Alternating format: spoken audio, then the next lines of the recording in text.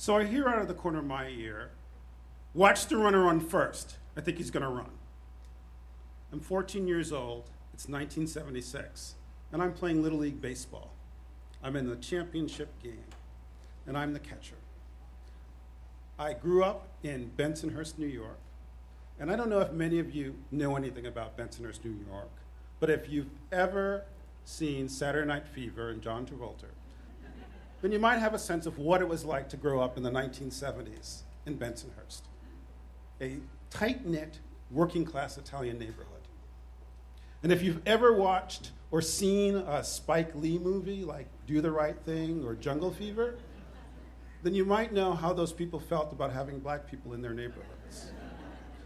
Let's just say Bensonhurst didn't do race relations very well. There were many days I got chased home from school. Now, the one place that this seemed to be not an issue was on the baseball diamond.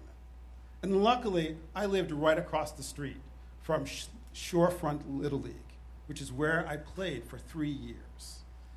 This year, my third year, I was on a pretty good team. My team was made up of a really nice cross-section of the community. In fact, it was a lot like those World War II movies where you have a platoon, you got a guy from California, you got a guy from Mississippi, and you got a writer from New England. Except on my team, we had Carlos, who on first base. David was the Jewish shortstop. Carmine was our pitcher, and then there was me, a skinny, shy, nerdish black kid as the catcher. Now, this year my team was good enough that we finished in second place. And the team in front of us, the team that was in first place, was St. Mary's. And that team was made up of a much more narrow slice of the community. All of those boys were attended the St. Mary's Church. And they were white Italian kids. And in fact, we played them twice that season, and we never came close to beating them. In fact, during those games, it felt like we were boys and they were men. Rumor had it that several of their players drove themselves to the game. So when I find out that we're playing them for the championship in a best-of-2 series, I think to myself, can we beat these guys? And I tell my teammates, I think we gotta do it. I think we can beat these guys. And in the first game, we luck out and we win a very close game, 4-3. So I go back at the end of that game and I talk to my teammates and I say, I think we can do this. We can definitely win. We just have to win one more game. And then I find out that the second game is going to be played at night. We're going to play the game under lights, like my big league heroes.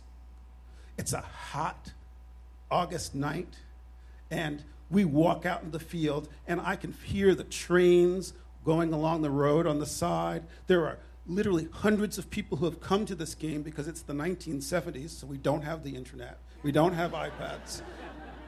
When we have fun, we're going to have fun together.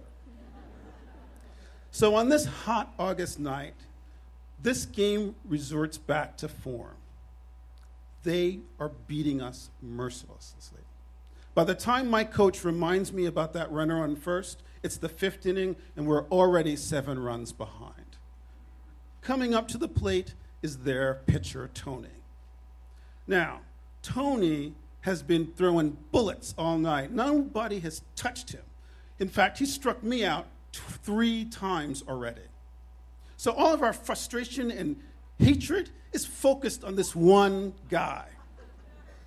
And I think to myself, I'm the catcher. I got to get in his head. I got to throw him off his game. So I'm going to really say something to get him under his skin. You know, maybe I will say to him, your mother is so short, I can hear she can play handball up against the curve. Or better yet, maybe I'll insult his sister and say, your sister's so ugly, I hear she makes onions cry. Oh, but no, I figure I can say the very worst thing I can say to a teenage boy. You play like a girl. Well, in fact, I say none of those things. What I say is something slightly obvious, like, hey, Tony, that bat looks pretty big. To which Tony says, don't worry about it. So I get down in my position. Carmine, our pitcher, winds up, throws the first pitch. Tony swings and misses. And I say, see, told you it was too big. Tony says, don't worry about it.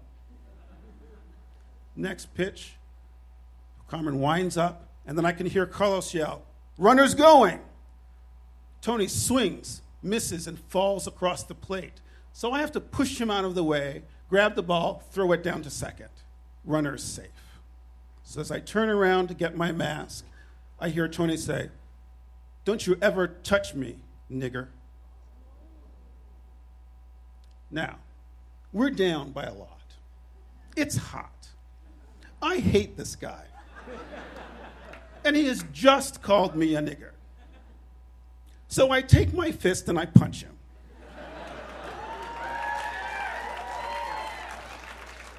And he punches me. And then I grab him, and the bench is clear, and I can hear my teammates come out into the field, and we're tussling. And in the middle of the scrum, I can kind of vaguely hear that there's more yelling occurring, not just on the field, but outside of the field. And they're yelling and screaming and fighting, and it dawns on me that, well, maybe I have just started a race riot.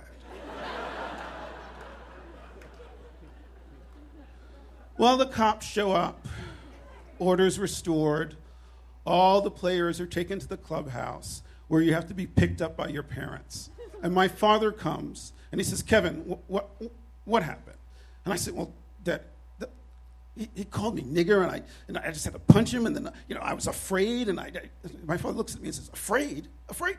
You got a chest protector, shin guards, a mask? You're the most protected player on the field. What are you scared of? He also says, that's not how you beat him. And I say, yep, you're right, Dad. That's not how you beat him. So I go back to my team the next day and I say, we must win this next game. We must do it. And that's what we did. Tony comes out and he hits a soft ground ball to our Jewish shortstop, who clicks it up, tosses it to our Puerto Rican first baseman. Game's over. And we run into the middle of the field and we throw ourselves together. We are so excited we have done it. Now, when I used to tell this story at cocktail parties, I used to think this was a story about how I almost started a race riot. But now, nearly 40 years later, I realized that what's important about this story is not about what Tony called me, but what happened when my team got together. Because much like those soldiers in that World War II movie, when that team came together, we were able to win.